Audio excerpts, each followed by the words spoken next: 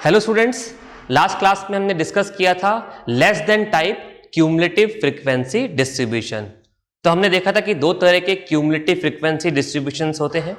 First is less than type, second is more than type. Last class में हमने एक example लिया था और हमने उसको less than type cumulative frequency distribution में कन्वर्ट किया था।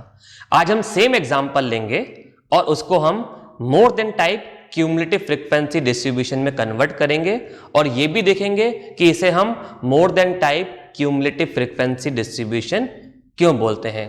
तो क्यूमुलेटिव वर्ड का मतलब हमें पता है, क्यूमुलेटिव वर्ड का मतलब सक्सेसिव एडिशन। तो आज हम उसका सेकंड टाइप देखेंगे, मोर than type cumulative frequency distribution.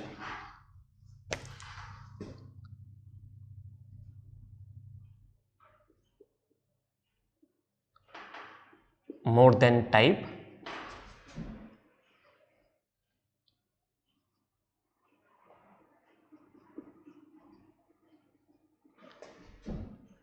Cumulative frequency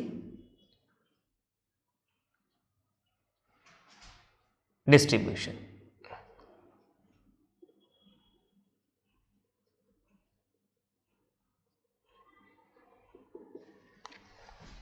तो जो एग्जाम्पल हमने लास्ट क्लास में देखा था, मैं फिर से वही एग्जाम्पल लिख रहा हूं एंड देन हम उसे कन्वर्ट करेंगे मोर देन टाइप में। हमें वेजेस गिवन थी रुपीज में एंड हमें नंबर ऑफ वर्कर्स गिवन थे। ओके, तो वेजेस हमें गिवन थी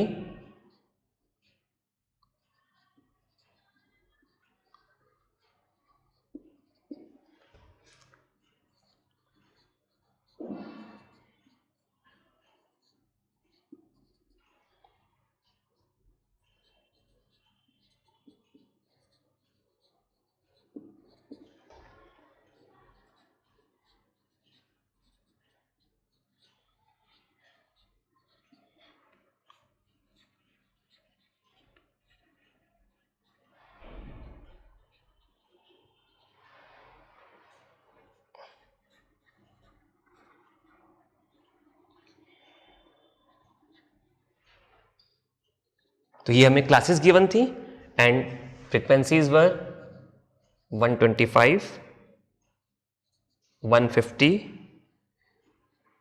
200, 250,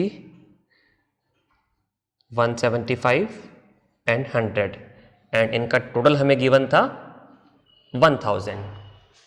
सो ये हमें डेटा गिवन था और हमें इसे कन्वर्ट करना है more than type of cumulative frequency distribution.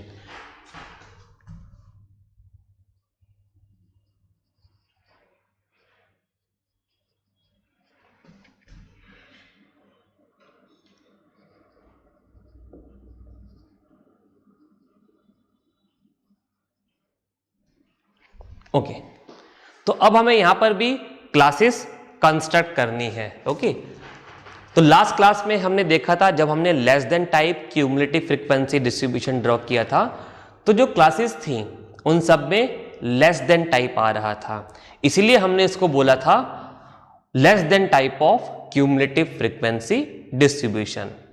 अब हम क्योंकि कंस्ट्रक्ट कर रहे हैं more than type of cumulative frequency distribution, तो क्यों हम इसको मोर than type cumulative frequency distribution बोलते हैं? क्योंकि यहां पर जो हम क्लासेस कंस्ट्रक्ट करेंगे वो सब मोर देन टाइप होंगी। यहां पर क्या लिखा होगा? More than, more then, more then. जैसे लेस देन टाइप में हर क्लास में लेस देन लिखा होता था तो उसे हम less than type cumulative frequency distribution बोलते थे। ऐसे ही यहां पर सारी क्लासेस में मोर देन लिखा होगा, इसलिए हम इसे मोर than type cumulative frequency distribution बोलते हैं। तो पहले मैं क्लासेस कंस्ट्रक्ट कर देता हूं, फ्रीक्वेंसीज नहीं लिखूंगा, पहले मैं क्लासेस कंस्ट्रक्ट कर देता हूं, फिर ये देखते हैं कि उन क्लासेस का मतलब क्या है और अकॉर्डिंगली क्या फ्रीक्वेंसीज हमें मिलनी चाहिए वो भी हम देखेंगे। तो पहले हम देखते हैं कि क्लासेस किस तरीके से आएंगी। ओके,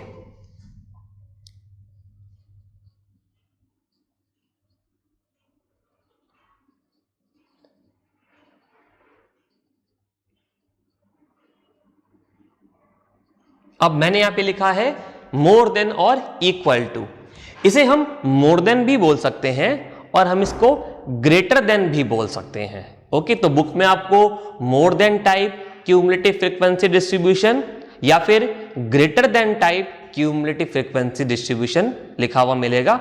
दोनों एक ही बात है, उसमें कंफ्यूज नहीं होना है।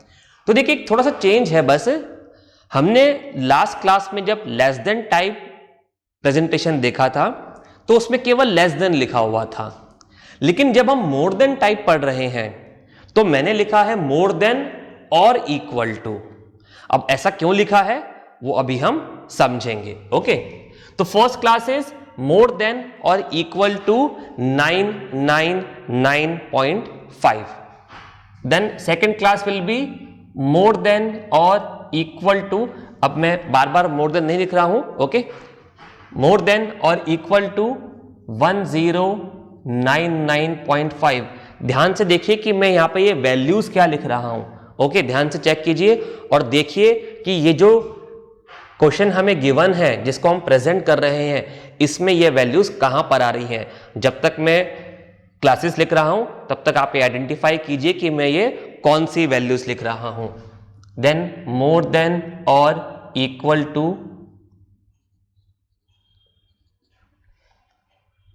मोर देन और इक्वल टू 1299.5, मोर देन और equal to 1399.5, then last more than और इक्वल टू 1499.5।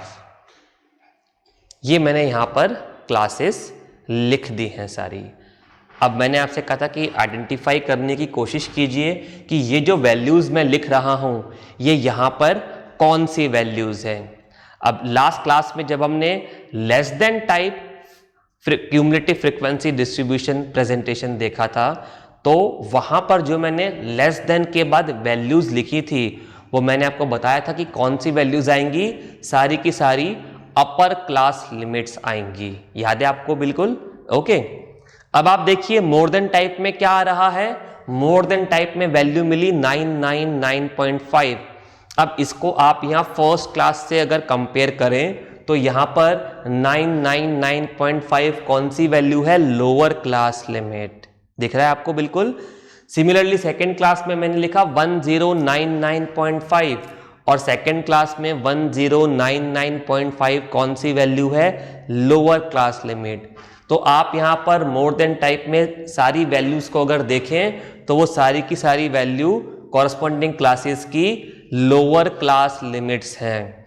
तो इसका मतलब ये हुआ कि मोर than type cumulative frequency distribution में हम सारी लोअर क्लास लिमिट्स को कंसीडर करते हैं और लेस देन टाइप में हम सारी अपर क्लास लिमिट्स को कंसीडर करते हैं। इस बात को ध्यान रखना है बिल्कुल। अब इनका मतलब क्या हुआ और अकॉर्डिंगली फ्रीक्वेंसीज क्या आएंगी, अब हमें वो देखना है। तो देखिए मोर देन क्यों लिखा ये तो क्लियर है, लेकिन इक्वल टू क्यों लिखा अभी वो मैंने नहीं बताया है, अभी हम उसको डिस्कस करेंगे।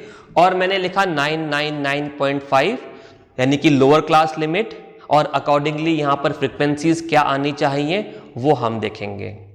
तो पहली बात तो मोर देन क्यों लिखा, क्योंकि मोर देन हमने लिखा है यहां पर क्योंकि मोर than type cumulative frequency distribution चल रहा है। अब मैंने यहां पे इक्वल टू क्यों लिखा? ओके, मैंने यहां पर इक्वल टू क्यों लिखा? लेस देन टाइप में तो मैंने इक्वल टू नहीं लिखा था। ओके, क्यों नहीं लिखा था वहां पर और यहां क्यों लिखा है डिस्कस करते हैं। देखिए मैंने क्लास लिमिट कौन सी लिखी है? Lower class limit. हमने क्लास लिमिट लिखी है लोअर क्लास लिमिट। ओके, अब हमने दो तरीके के मेथड पढ़े थे, एक्सक्लूसिव मेथड और इंक्लूसिव मेथड। याद है आपको? एक्सक्लूसिव मेथड और इंक्लूसिव मेथड। क्या डिफरेंस था? एक्सक्लूसिव मेथड में हम अपर क्लास लिमिट को कंसीडर नहीं करते हैं, एक्सक्लूड कर देते हैं, वो नेक्स्ट क्लास में कंसीडर होती है। याद है आपको? और ये एक्सक्लूसिव टाइप डेटा ही हमें गिवन है। ओके, क्योंकि देखिए ये अपर क्लास लिमिट और ये लोअर क्लास लिमिट दोनों सेम है। इंक्लूसिव मेथड में क्या करते हैं, लोअर क्लास लिमिट और अपर क्लास लिमिट दोनों सेम क्लास में कंसीडर करते हैं, सेम क्लास में इंक्लूड करते हैं, राइट? याद है आपको? तो देखिए डिफरेंस क्या था, डिफरेंस था अपर क्लास लिमिट का। एक्सक्लूसिव मेथड में अपर क्लास लिमिट को उस क्लास में कंसीडर नहीं करते, लेकिन लोअर को तो करते हैं ना, लोअर पे तो कोई रेस्ट्रिक्शन नहीं थी। इंक्लूसिव मेथड में लोअर क्लास लिमिट भी और अपर क्लास लिमिट भी दोनों ही सेम क्लास में इंक्लूड होती हैं। यानी कि एक्सक्लूसिव मेथड हो या इंक्लूसिव मेथड हो, लोअर क्लास लिमिट को तो अपन सेम क्लास में हमेशा ही कंसीडर इंक्लूड करते हैं। डिफरेंस केवल अपर क्लास लिमिट में था, हम एक्सक्लूसिव मेथड में अपर क्लास लिमिट को एक्सक्लूड कर रहे थे, राइट? लोअर को तो हम दोनों ही तरीके के प्रेजेंटेशन में सेम क्लास में कंसीडर करते हैं। तो देखिए मैंने यहां पर कौन सा वैल्यू लिखा है, कौन सा क्लास लिमिट लिखा है, मैंने यहां पे लोअर क्लास लिमिट लिखा है। लोअर क्लास लिमिट तो कंसीडर होती है, ओके? यहां पर क्योंकि एक्सक्लूसिव टाइप ऑफ डेटा है तो लोअर क्लास लिमिट तो हम यहां कंसीडर कर रहे हैं ना। तो इसका मतलब क्या था, इसका मतलब ये था कि वो सारी वैल्यूज जो 999.5 के इक्वल और मोर देन 99.5 लेकिन लेस देन 1099.5 हैं, वो सारी वैल्यूज जो मोर देन और इक्वल टू 999.5 हैं लेकिन लेस देन 1099.5 हैं, वो सारी वैल्यूज को हम इस क्लास में कंसीडर करेंगे। तो क्योंकि यहां पर 999.5 भी इंक्लूड था तो इसलिए मैंने यहां पर इक्वल टू भी लिखा है। लेकिन लेस देन टाइप में क्या था, less than type of data presentation में हम अपर क्लास लिमिट ले रहे थे यहां पर, और अपर क्लास लिमिट तो एक्सक्लूड होती है, उसे हम एक्सक्लूसिव मेथड में अगली क्लास में कंसीडर करते हैं। तो इसलिए मैंने वहां पर लिखा था लेस देन, इक्वल टू नहीं लिखा था। अब क्लियर है ये बात?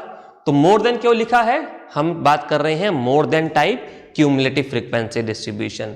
इक्वल टू क्यों लिखा है, क्योंकि हमने कंसीडर करी है यहां पर लोअर क्लास लिमिट्स, ओके? और क्योंकि लोअर क्लास लिमिट तो हर केस में सेम क्लास में इंक्लूड होती है तो इक्वल टू भी लिखा है, राइट?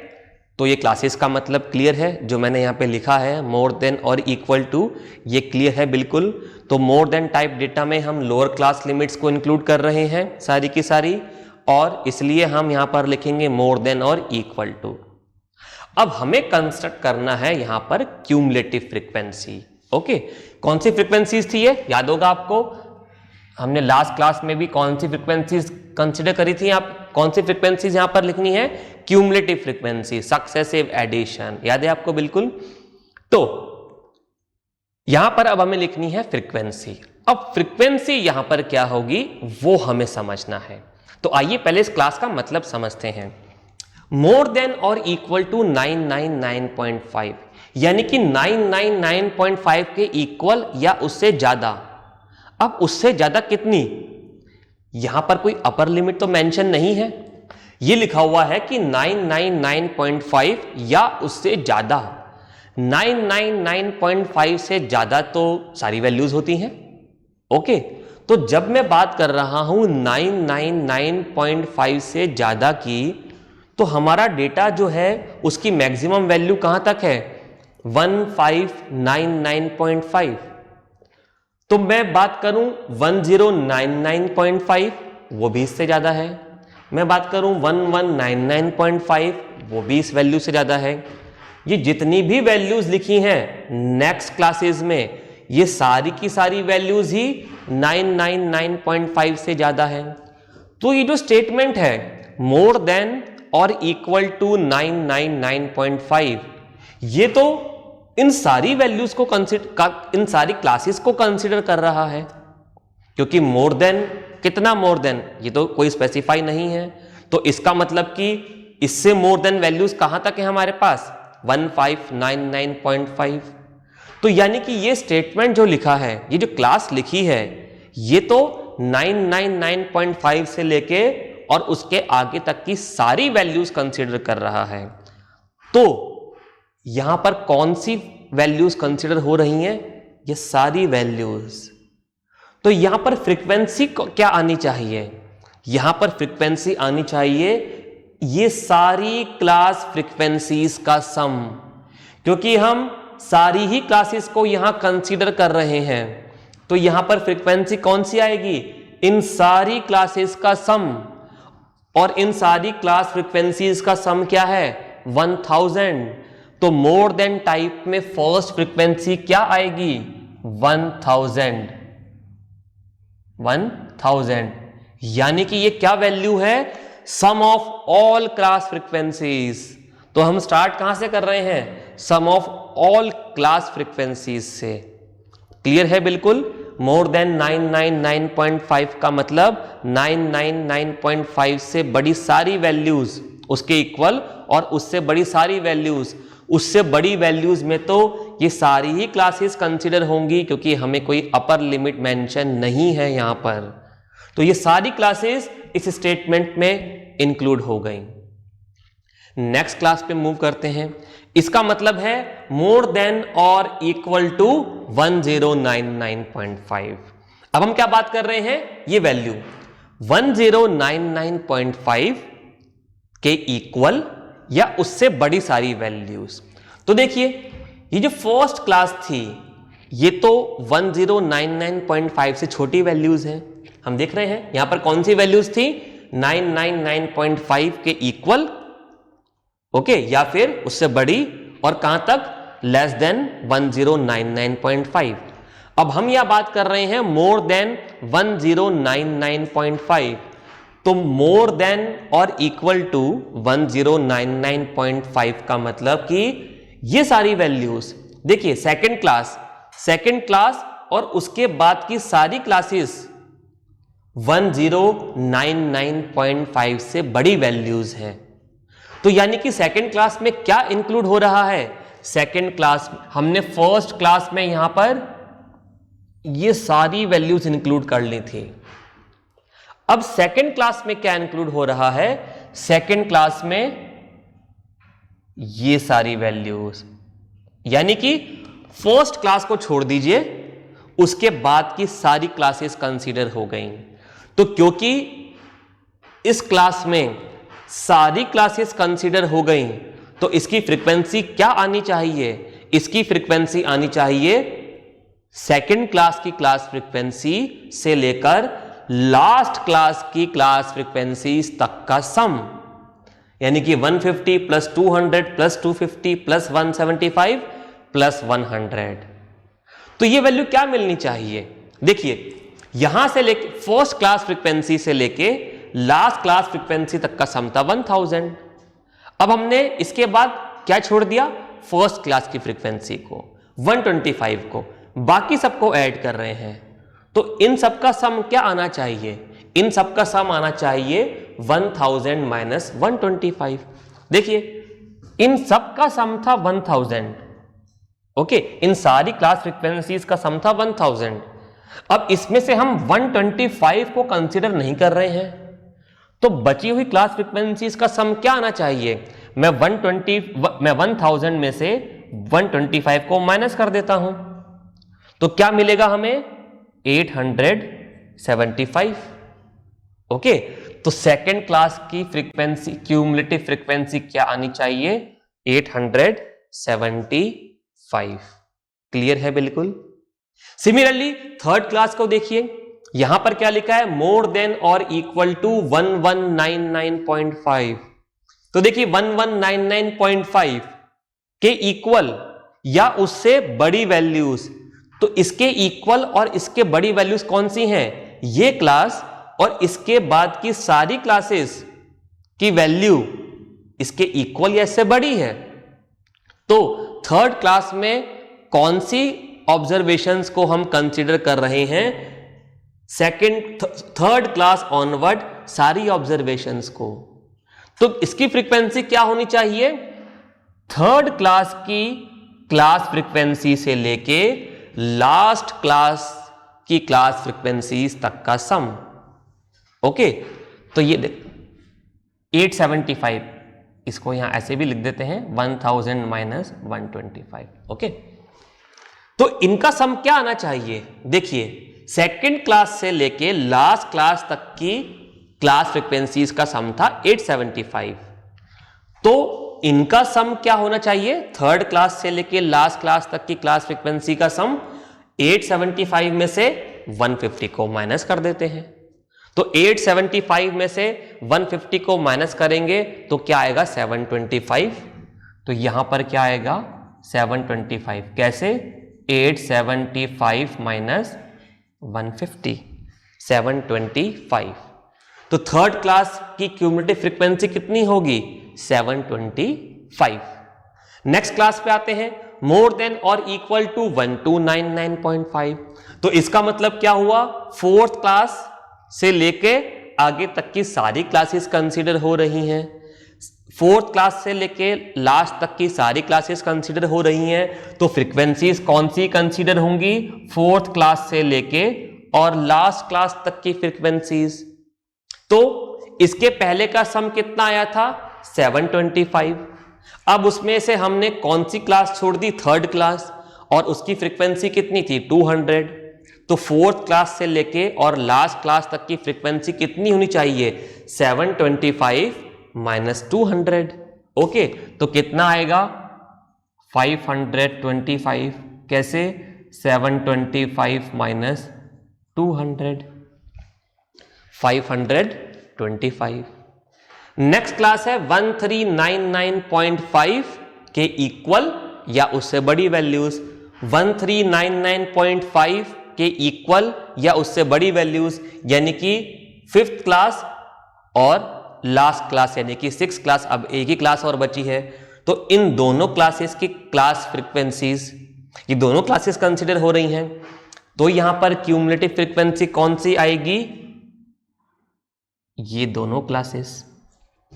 ओके, अब इसका सम ऐसे भी कर सकते हैं, लेकिन पिछली क्लास की क्लास फ्रीक्वेंसी क्या थी? 525। अब हमने उसमें से क्या छोड़ दिया? 250, यानी कि ये वाली, इसके पहले वाली क्लास छोड़ दी हमने। तो इसकी फ्रीक्वेंसी कितनी थी? 250। तो यहां पर क्या आना चाहिए? 525 माइनस 250। तो कितना आएगा ये? 275। कैसे? 525 माइनस 250, 275। अब बचा मोर देन और इक्वल टू 1499.5। अभी तो लास्ट क्लास ही बच गई बस। यहां पर देखिए लास्ट क्लास में यहां मतलब क्या था? मोर देन और इसका हम अभी केवल इस एक्सक्लूसिव मेथड की बात करें तो इस लास्ट क्लास का मतलब क्या है? इसका मतलब है 1499.5 से के इक्वल या उससे बड़ी वैल्यूज, और कहां तक? Less than 1599.5। ये भी वही लिखा है, मोर देन और इक्वल टू 1499.5। तो इसमें क्या कंसीडर होगा? केवल ये लास्ट क्लास। क्या कंसीडर होगा? केवल ये लास्ट क्लास। और उसकी फ्रीक्वेंसी कितनी है? 100। और देखिए वैसे भी 100 आना चाहिए। अभी कितनी थी क्यूमुलेटिव फ्रीक्वेंसी? 275। 275 में से हमने क्या एक्सक्लूड कर दिया? अब 175। तो 275 माइनस 175, 100। तो यहां कितना आएगा? 100। कैसे? 275 माइनस 175। तो ये हमें मिल गई cumulative frequencies in case of more than और equal to type of cumulative frequency distribution और more than type of cumulative frequency distribution.